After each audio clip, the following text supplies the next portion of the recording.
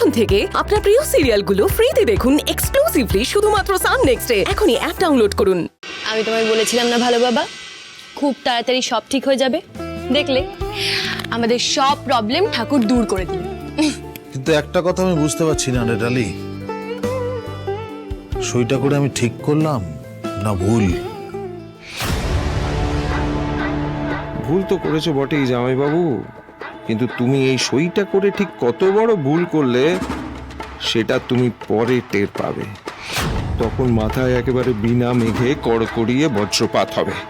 যাকে আপাতত আমার কাজ হয়ে গেছে, এবার কাগজটা হাতে পেলেই কেল্লা ফতে।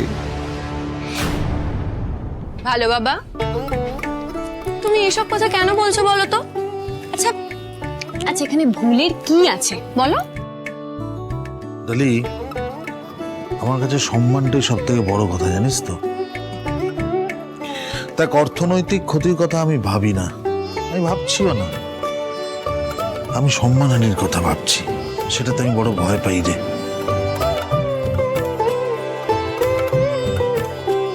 ভালো বাবা, আমি থাকতে তোমার মাথা কোনোদিনও নত হতে দেব না। আমি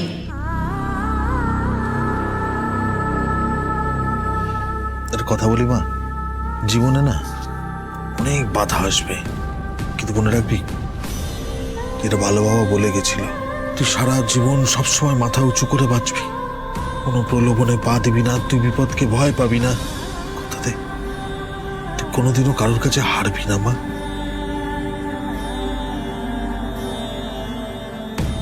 ভালো বাবা, তোমার কি হয়েছে বলো তো? তুমি হঠাৎ করে এসব কথা কেন বলছো? যেন মনে হচ্ছে সত্যিই কোনো বিপদ আসতে চলেছে। তোমার প্রাণ ভোমরা ডালিকে আমি কিভাবে আমার রাগের আগুনে জ্বালিয়ে পুড়িয়ে একেবারে শেষ করে দিই। সময় এলে তুই নিজেই সব বুঝতে পারবি মা, আমার বলার দরকার হবে না। শুধু মনে রাখবি মা, জিততে তোকে হবেই। তোর হার মানা বারণ, এটা তোর জন্য না, তোর ভালো বাবার জন্য। জিততে তোকে হবেই।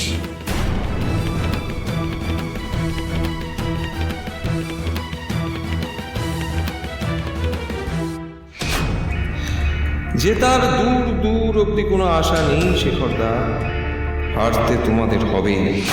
আচ্ছা অনেক হয়েছে, এবার চলো, এদিকে সবাই অপেক্ষা করছি। চলো ভালো বাবা, কি করো না তুমি? চলো চলো চলো, তাড়াতাড়ি চলো, এদিকে এদিকে এদিকে।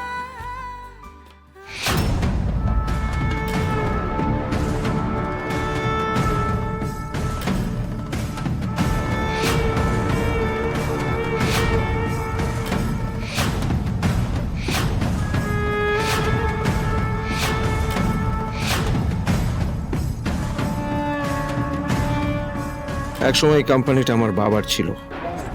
আমার বাবা আমার থেকে তোমার উপর বেশি ভরসা করে সবটা তোমার নামে লিখে দিয়েছিল, তাই তুমি এত বছর আমার মাথার উপর রাজত্ব করেছ। কিন্তু এবার তুমি সব হারলে জামাইবাবু। আর মজার ব্যাপার হলো, এর জন্য সবার চোখে দোষী হবে কে? তোমার সেই পেয়ারের দত্তক কন্যা ডালি।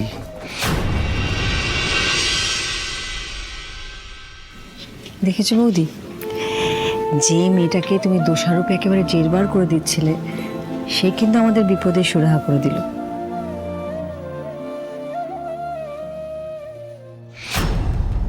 আবার কায়দা করে সবাইকে হাত করে নিল ডালি।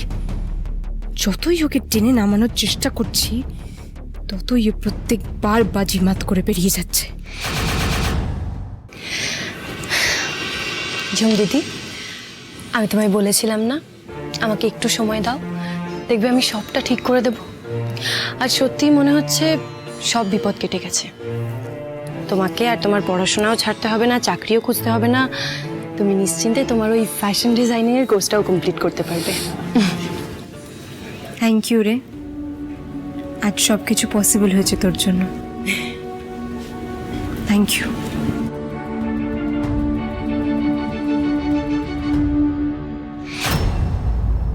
ডালি, শোন না, বলছি যে তুই তো এই পরিবারেরই একজন সদস্য, তাই তোকে থ্যাংক ইউ বলাটা ঠিক হবে কি বুঝতে পারছি না। কিন্তু আমি একটা জিনিস বুঝতে পেরেছি, আর সেটা বুঝতে পেরে আমার খুব নিশ্চিন্ত লাগছে। কি? ধর আমি যদি এই বাড়িতে নাও থাকি, তবু আমি জানি যে এই পরিবার কোনো বিপদে পড়লে আমার ডালি দেওয়াল হয়ে রুখে দাঁড়াবে, আগলে রাখবে পরিবারটাকে। পিমনি, এই পরিবারটা আমার পরিবার। আমি তোমাদের সবাইকে খুব ভালোবাসি, তাই তোমাদের জন্য আমি এটা করতেই পারি। কিন্তু আজ ভালো বাবা যেই ডিলটা ফিরে পেয়েছে তার কারণ আমি নই।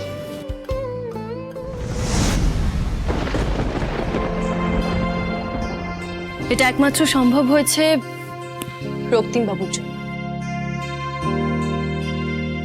উনি আমাকে কিছু না জানিয়ে গভর্নমেন্ট অফিসিয়ালদের সাথে কথা বলে O3 ফার্মাসিউটিক্যালসকে এই ডিলটা ফিরে পেতে সাহায্য করেছে।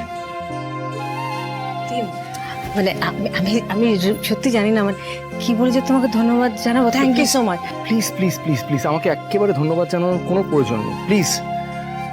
দেখুন, প্রথম যখন আমরা এই ডিলটা পাই তখন মনে হয়েছিল যে ব্যাপারটা বোধহয় খুব সহজ হবে আর কি এক্সিকিউট করাটা, কিন্তু পরে রিয়েলাইজ করি যে মেডিসিন নিয়ে নাড়াঘাটা করতে গিয়ে যে প্রচুর সাধারণ মানুষের জীবন এর সাথে ইনভলভড আছে। আর এটাও রিয়েলাইজ করি যে আমাদের কাছে সেই এই ওষুধগুলো বানানোর সেই এক্সপার্টাইজ নেই এবং অভিজ্ঞতাও নেই, এবং কোনো কোম্পানির যদি সেই অভিজ্ঞতা থেকে থাকে সেটা একমাত্র O3 ফার্মাসিউটিক্যালসের এবং মিস্টার শেখর মুখার্জি। তাই আমি এই সামান্য কটা টাকা প্রফিট করার জন্য এতগুলো মানুষের জীবন বিপন্ন করতে পারি না। তাই এই ডিলটা আপনার প্রাপ্য ছিল এবং আজও আছে।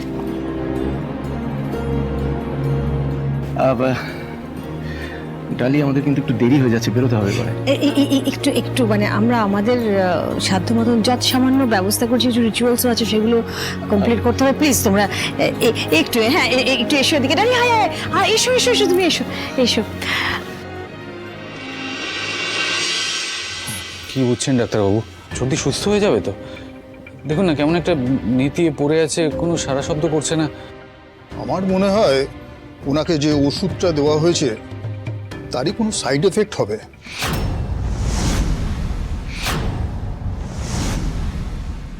শুনুন না, এবার থেকে আপনি আমারও ট্রিটমেন্ট করবেন, আর আপনার ওষুধই আমার বোন খাবে। যেভাবে ভুল ট্রিটমেন্ট হয়েছে তাতে অনেক বড় ক্ষতি হয়ে যেতে পারত। আমি কোনো দায়িত্ব নিতে পারবো না, সরি।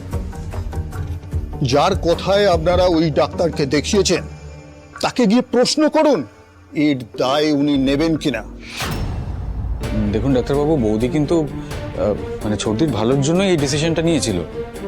তাতে এরকম হিতে বিপরীত হয়ে যাবে কি করে বুঝবে বলুন তো? মানে আমরা